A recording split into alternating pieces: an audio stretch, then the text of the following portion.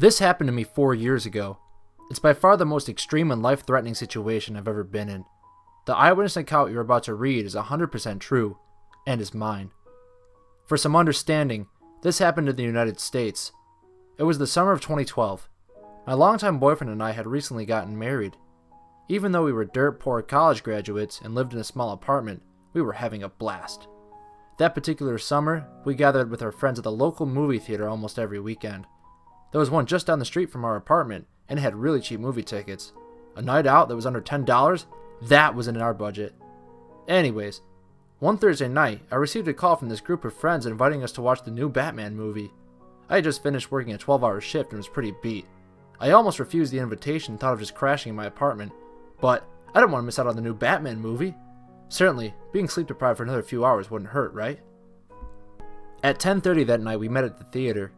We passed large cardboard cutouts of Catwoman and Batman as we walked inside, greeted by the smell of buttery popcorn and the chatter of excited moviegoers. The ticket booth was to the right of the entrance, and just above that was an electronic list of movies being played. The midnight premiere showing of The Dark Knight Rises was displayed up there in bright red letters. Being paranoid that the tickets would sell out quickly, one of my friends swung by earlier that day and purchased tickets for all of us. We bypassed the suckers in the ticket line and went straight to the ticket taker.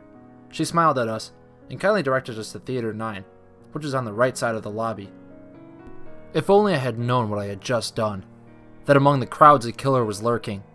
That as I walked across that tacky red and purple carpet towards Theater 9, I could have been walking towards my death. I think about it often now. What I would have done had I had known. Pulled the fire alarm? Called the police? Screamed for people to run away?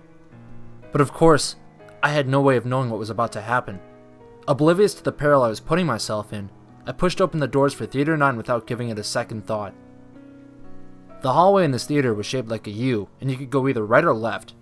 Theater 9 was the largest screening room in the building, perfect for accommodating the crowds that midnight premieres brought in. The screen was motionless and gray. Not even the previews had started yet because of how early we had arrived. We entered on the right side, so all of the seats were to our left. I remember being just how surprised how packed the theater was. Just about every seat was filled, much to our dismay. At first, it seemed like we wouldn't find a spot to sit together. Now, the way the theater was set up, there was a section of seats right in front of the screen. This area was flat, and there were about 5 rows of seating in this section. A lot of seats in that section were empty, because sitting in front of the screen really sucks.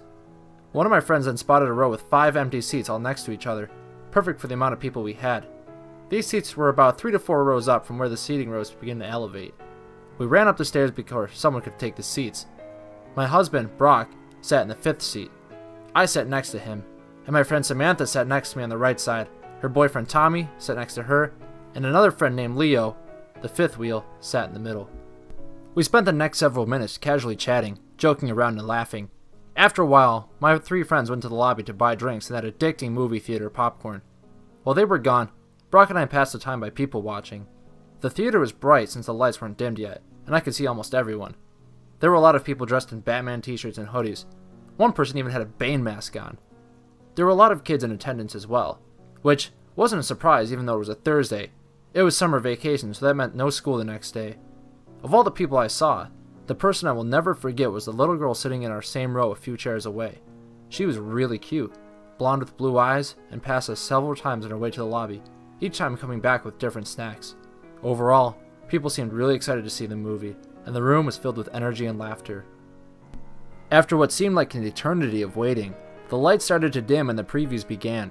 Just like every movie I've seen before, a quick animation flashed across the screen reminding us to get refreshments from the lobby, to silence our cell phones, and to make sure we knew where the emergency exits were. The animation had this ugly CGI cat in a tuxedo that was sitting in the movie theater. I casually glanced at the bright green emergency exit signs that were on the left and right sides of the movie screen. I didn't think much of that, like usual. After that, I only remember one preview. It was for Man of Steel. The others I'm not too sure what they were. When the movie started, the theater erupted into cheering and clapping. The title of the movie, The Dark Knight Rises, exploded onto the screen. This was followed by the scene where Bane is hijacking a plane. I thought this scene was pretty cool, and it caught my interest right away. Only when the movie started to get a little less interesting did I remember how tired I actually was. I decided I would close my eyes at the more boring parts to get a little more rest. I had been awake for 20 hours at this point, so I was rightfully sleepy. My eyes were closed for most of the duration of Batman and Catwoman's encounter. I don't really remember what was going on in that part of the movie. Anyway, when I opened my eyes again, Bruce Wayne was on his computer digging up information on Catwoman. This is the last scene I saw. I never got to watch the rest of the movie. All of a sudden, a loud bang erupted from the left side of the theater. I sort of screamed a little because of how much it startled me. A strange smell started to fill the auditorium. It was like the smell of a firework, so I thought it was a cherry bomb or something similar. Had someone thrown fireworks into the crowd as a prank? Then, down near the right side of the movie screen, the dark silhouette of a person caught my attention. They were just a black frame against the bright movie screen. A series of flashing lights was coming from this person. It was a weird moment where time literally slowed down and everything went strangely quiet. I was completely frozen, unable to move, and really unable to think at all. It was like my brain had just literally stopped working. Brock caught on immediately to what was happening and he grabbed me. He pulled me to the ground and laid on top of me, shielding me with his own body. At this point, time and sound returned to me. I could hear the gunshots ringing out across the theater. People were screaming. The movie was still playing on top of it all, creating a chaotic explosion of sound. I realized the flashing lights I had seen were bullets flying out of a gun barrel. An instant sensation of adrenaline flooded through my body. There was absolutely nothing I could do except lay there and hope to God that the bullets were not going to rip through me. At one point, shrapnel hit my head, cutting off a good chunk of my hair, and as I reached for the spot to make sure it wasn't bleeding, hot pieces of metal began to fall on my hand. I was laying face up, so I could see everything that was happening. The lights from a still-playing movie danced across the ceiling and walls. My friends were on the floor with me. Our unfinished buckets of popcorn was spilled all over the floor. Leo had his legs sticking out into the aisle because there wasn't enough room for him to hide completely behind the seats. At some point, Samantha's water bottle, which had been in the cup holder between our seats, exploded. Water splashed all over my face. The smell of gun smoke was overwhelming. Riot-grade tear gas made me cry and caused me to cough uncontrollably. There was another smell too, the horrible, metallic smell of blood that I'll never forget. I remember my lower body feeling wet all of a sudden. For some reason, I thought this came from the leaking water bottle, but I soon realized this wasn't the case. All of a sudden, things went strangely quiet. The bullets had stopped for some reason. Tommy shouted, "Let's get the fuck out of here!" We took advantage of the opportunity and made a run for it. We ran down the stairs, across the front of the screen towards a bright green exit sign. We crammed into a small, closet-like space where the door was. It was so dark we had a hard time finding it. We were screaming and slamming on the walls to find the door, blinded by the tear gas and dumbfounded by the shock. Then, finally, my hands felt the metal door handle and I pushed against it with all my strength. The door flew open and the light of a nearby streetlight flooded our eyes. We pushed against the door so hard that we fell over on top of each other. Samantha lost her pink flip-flops just outside the doorway. As I scrambled to my feet and literally ran for my life, I realized my legs were red, absolutely soaked with blood. It was like I dipped my legs into a bathtub full of it. I checked my body all over and realized I wasn't injured at all. Where had this blood come from? I looked behind me and realized that the blood was my husband's. He had been shot in the leg. A massive, gaping hole had ripped through the lower half of Brock's right leg. His foot was barely hanging on and dangled lifelessly. Leo and a young man I didn't recognize were carrying Brock because, after falling outside the door, he lost all of his strength and couldn't walk. I was so shocked. I had no idea he had been hurt, especially since he was right behind me the whole time, and managed to escape the theater all by himself. How he just did it on one foot, I'll never know. At this point I screamed. My scream was so loud that it alerted nearby construction workers. At the back of the theater there was a narrow parking lot, followed by a grassy lawn and then the street beyond that.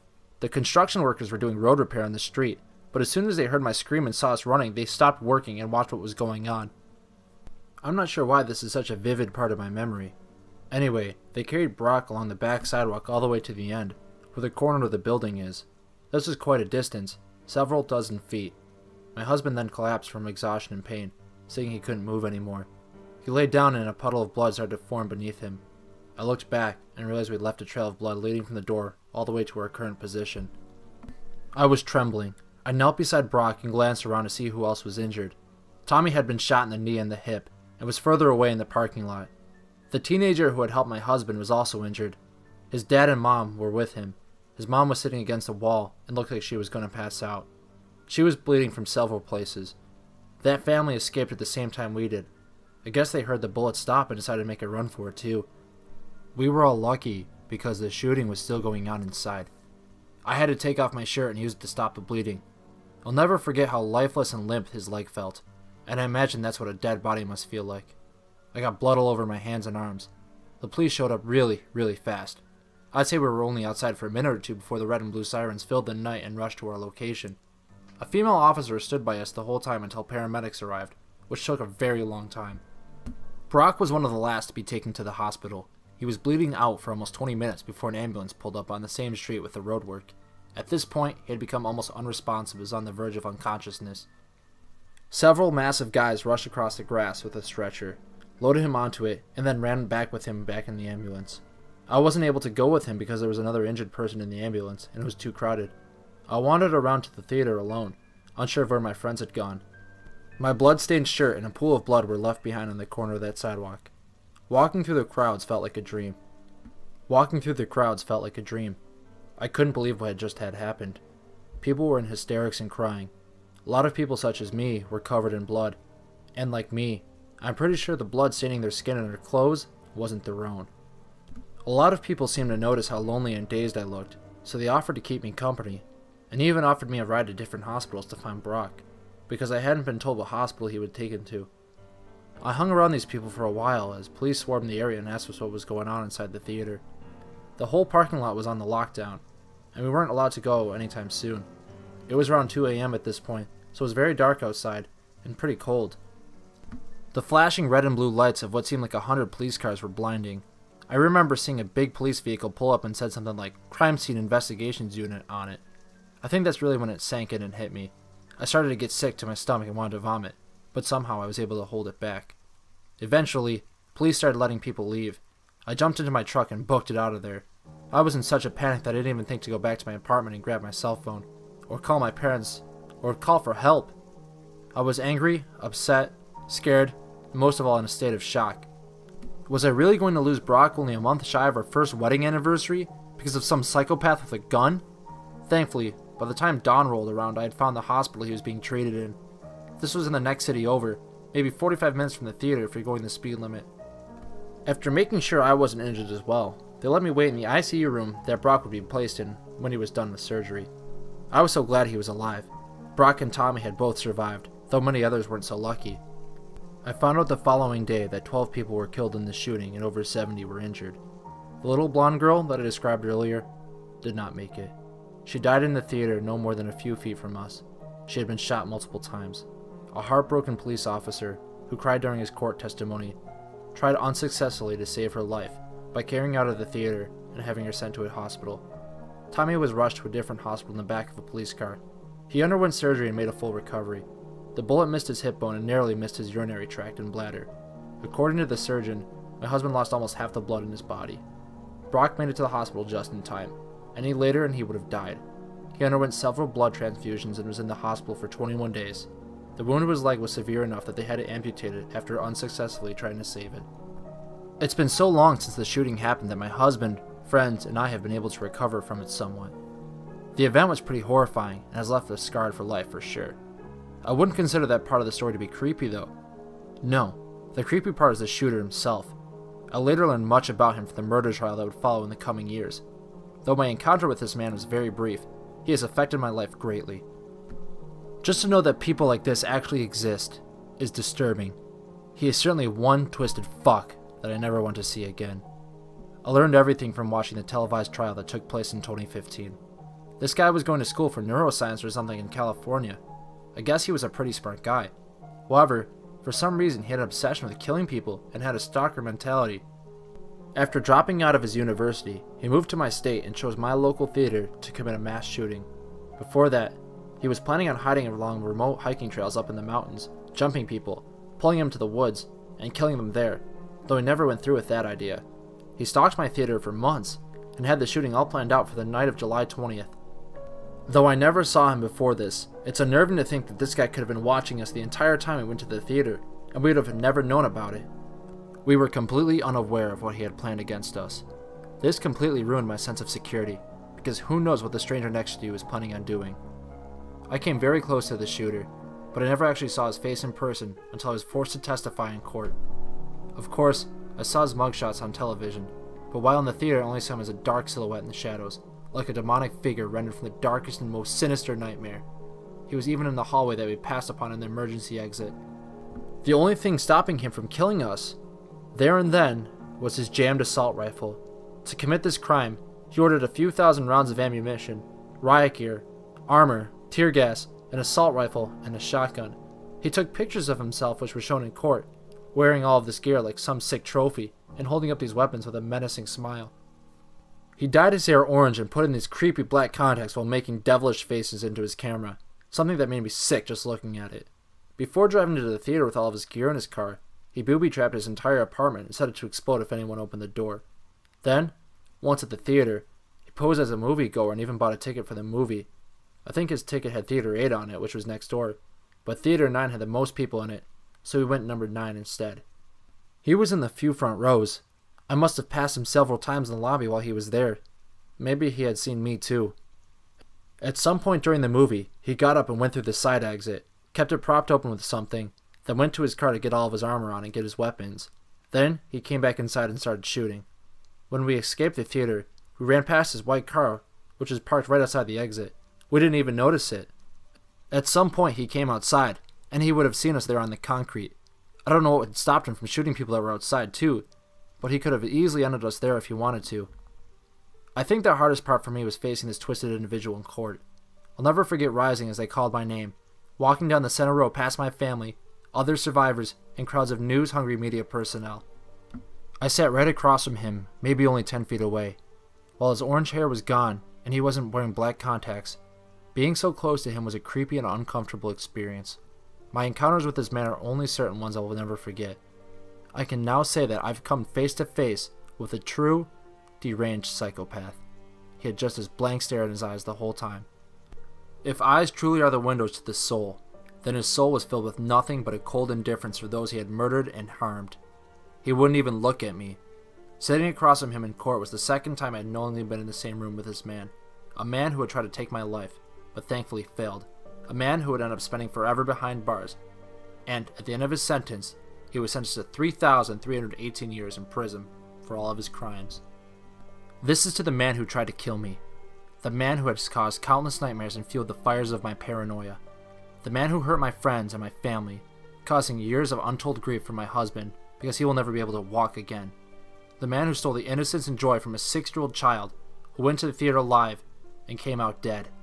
To the man who carried out the worst mass shooting in Colorado history, I hope you rot in prison and your soul rots in hell.